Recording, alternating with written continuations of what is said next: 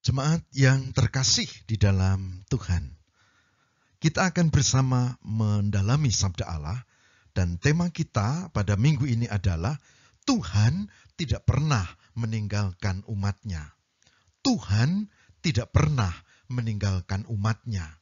Saudara, bacaan leksionari adalah Yeremia 20 ayat 7-13, Roma 6 1-11, dan Injil Matius 10 ayat 24 sampai dengan 39. Dan dalam khotbah kali ini kita akan mencermati bacaan dari Yeremia 20 ayat 7 sampai dengan 13.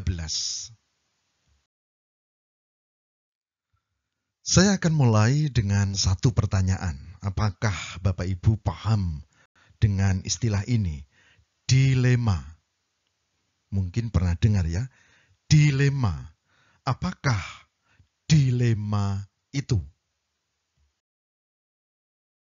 Nah, saudara, dilema adalah situasi yang sulit dan membingungkan, yang mengharuskan kita atau seseorang menentukan pilihan antara dua kemungkinan yang sama-sama berat, sama-sama tidak menyenangkan, sama-sama tidak menguntungkan. Itulah dilema, situasi sulit yang membingungkan. Jemaat Tuhan yang terkasih, contoh dilema dialami oleh Kumbakarna. Kumbakarna adalah adik Prabu Rahwana atau Dasamuka, Raja Alengka diraja. Raja Alengka, Rahwana, mengambil paksa dan mencuri Dewi Sinta, istri Prabu Rama. Maka Prabu Rama dan tentaranya menyerbu negara Alengka. Kumbakarna bingung, galau, dilematis. Bingung sebab apa? Membela negara berarti mengikuti dan membela kakaknya, yaitu Prabu Rahwana yang berbuat jahat dan angkara murka. Tapi kalau dia tidak membela negaranya dari serbuan musuh, berarti dia bukan seorang ksatria.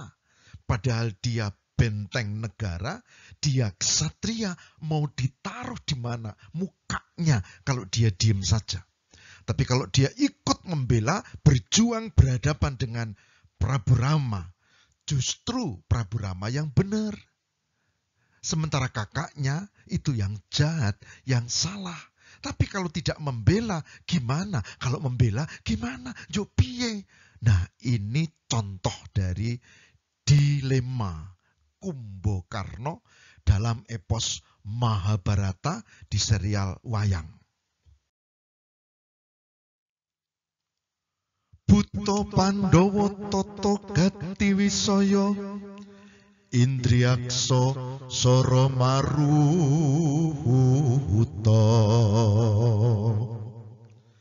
Pawana bana margana,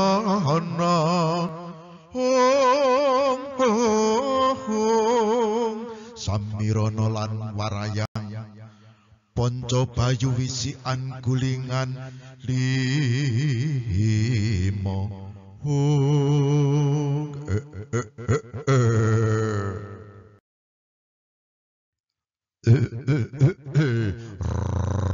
Bujleng iblis laknat jejigangan.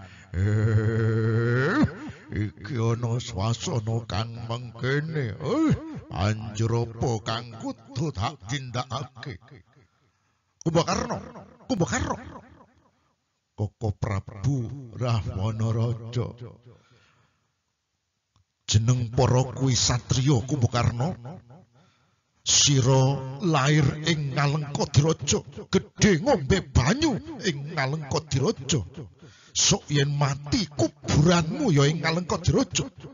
Apa Kumbakarna satriya kang pilih tanding bakal ora gelem belani negara tumpah darahe.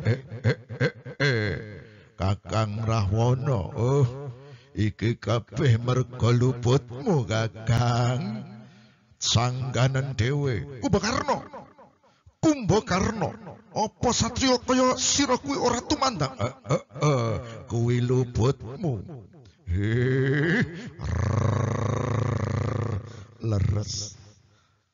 Wibisana adikku. Leres.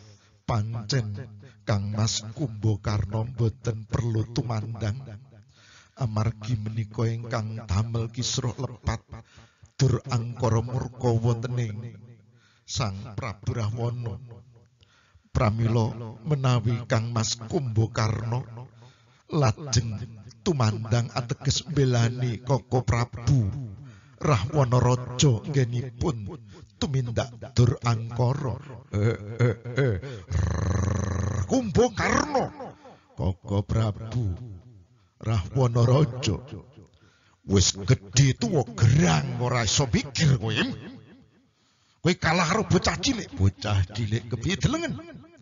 Kumbawi kumba anakmu sakloron. Kuwi wae madeg senopati gelem mbelani negara. Malah saiki sakarone wis gugur ning palagan. Anakku mati. Kumbawi kumba.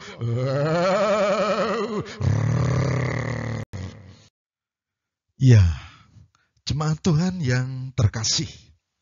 Begitulah akhir dilema Kumbakarna dalam lakon Kumbakarna Gugur di epos Mahabharata.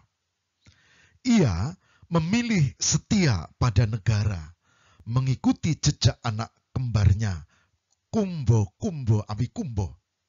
Ia setia jalankan tugas sampai mati.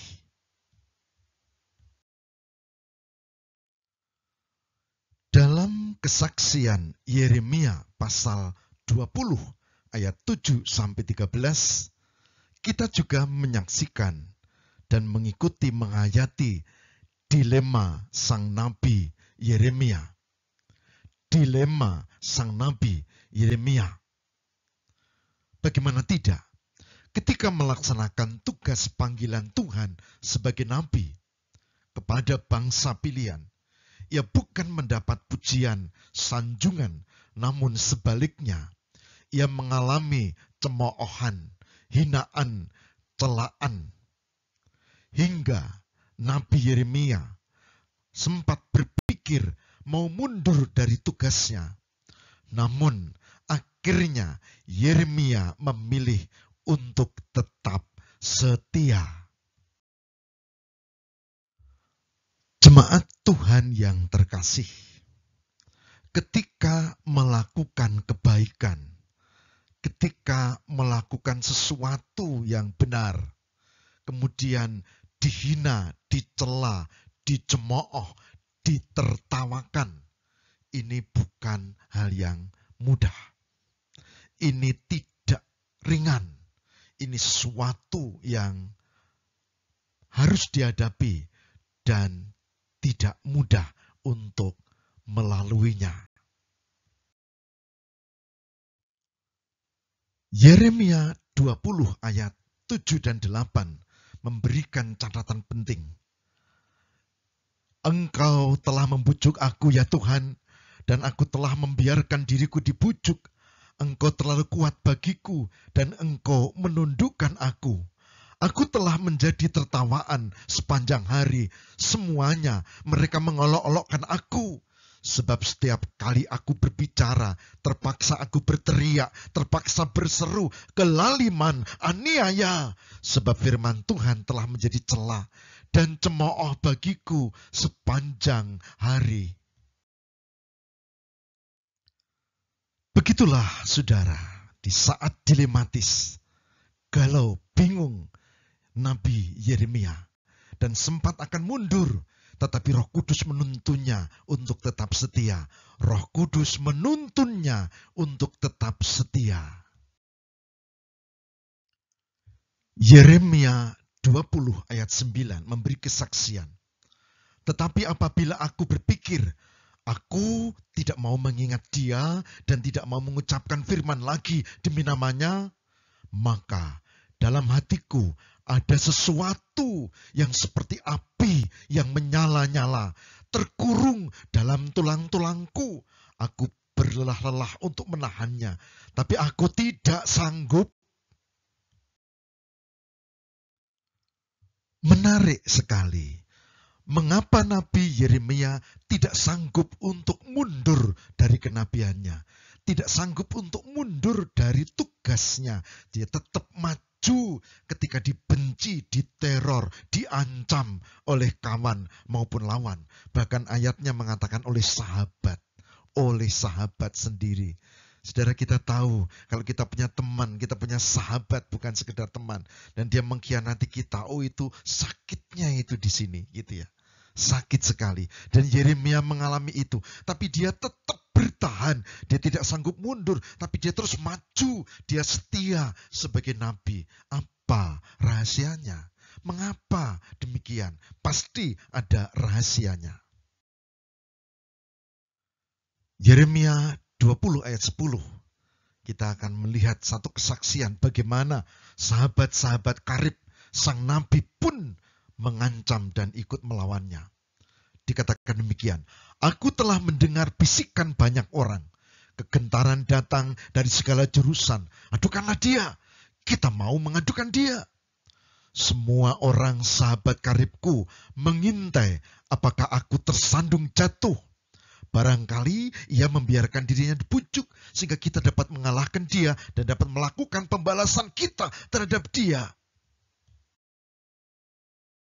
Nah, jemaat Tuhan yang terkasih, mengapa Yeremia tidak sanggup mundur? Mengapa dia setia justru di tengah masalah, di tengah dilematis, dimusuhi banyak orang, termasuk sahabat karibnya pun menjadi lawannya? Mengapa? Jawabnya ada di sini. Karena Yeremia meyakini bahwa Tuhan membelanya, bahwa Tuhan menolong dan menyertainya. Yeremia percaya Tuhan tidak pernah meninggalkan umatnya.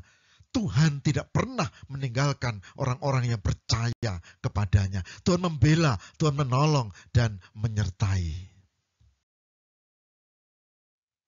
Nah, keyakinan yang sangat kuat dari Nabi Yeremia seharusnya menjadi keyakinan kita. Bahwa Tuhan setia, bahwa Tuhan menyertai, bahwa Tuhan menolong dan membela. Mari saudara perhatikan Yeremia 20 ayat 11. Tetapi Tuhan menyertai aku seperti pahlawan yang gagah. Sebab itu orang-orang yang mengejar aku akan tersandung jatuh dan mereka tidak dapat berbuat apa-apa. Mereka akan menjadi malu sekali sebab mereka tidak berhasil. Suatu noda yang selama-lamanya tidak terlupakan. Yeremia 20 ayat 11. Yeremia 20 ayat 11. Mestinya ayat ini menjadi pegangan kita bahwa dalam konteks situasi kita saat ini pun Tuhan tidak pernah meninggalkan kita. Tapi syaratnya kita harus seperti Yeremia, setia, setia, dan setia. Saudaraku, bacaan kita dalam konteks Yeremia 27-13, kita menemukan ayat 12-13, bagaimana Yeremia memuji Tuhan dan mengajak kita untuk memuji Tuhan. Ya Tuhan semesta alam yang menguji orang benar, yang melihat batin dan hati, biarlah aku melihat pembalasan-Mu terhadap mereka, sebab kepadamu-lah kuserahkan perkaraku. Menyanyilah untuk Tuhan, pujilah Tuhan, sebab Ia telah melepaskan nyawa orang miskin dari tangan orang-orang yang berbuat jahat. Yeremia 20 ayat 12 dan 13. Saudaraku, indah sekali penutup dari perikop kita saat ini, yaitu Yeremia menyerahkan kepada Allah dan Yeremia mengajak kita semua untuk memuji Tuhan melalui kehidupan kita, bahkan di dalam konteks kehidupan kita saat ini. Itulah sebabnya kita mengangkat tema Tuhan tak pernah meninggalkan umatnya. Gusti Allah tanate negaake umat kagungane. Dan tema ini menjadi tema keyakinan kita di tengah masa pandemi, bahkan yang sudah berlalu dan memasuki masa new habit, new normal. Dan kita berdoa untuk beberapa daerah yang masih belum seperti kita. Kita percaya Tuhan juga yang menyertai, yang tidak pernah meninggalkan umatnya. Hanya kita harus setia, bukan pasif, tapi berbuat sesuatu sesuai yang menjadi kehendak Tuhan. Seperti sang Nabi Yeremia tadi. Pengalaman Nabi Yeremia juga akan menjadi pengalaman kita. Karena Tuhan itu ya dan amin, Tuhan tidak berubah. Tuhan juga tak pernah tinggalkan kita. Tugas kita ada 3 yang perlu kita cermati. Pertama, kita memiliki relasi dengan Tuhan, doa. Kedua, kita tetap berkarya, bekerja sesuai dengan tugas yang diberikan kepada kita. Ada yang menjadi pegawai, ada yang menjadi pegawai swasta, ada yang menjadi wirausaha, ada yang pensiunan, ada yang masih bekerja, ada yang ibu, ada bapak, ada tua, ada muda, siapapun kita. Mari kita membina relasi dengan Tuhan dalam doa dan bekerja. Dan catatan yang ketiga adalah setialah. Setialah. Setialah berarti menjalani kehidupan ini dengan penyertaan Tuhan. Bila ini dilakukan, maka kita juga akan mengalami pengalaman yang indah. Tuhan tidak pernah meninggalkan kita. Puji Tuhan. Amin.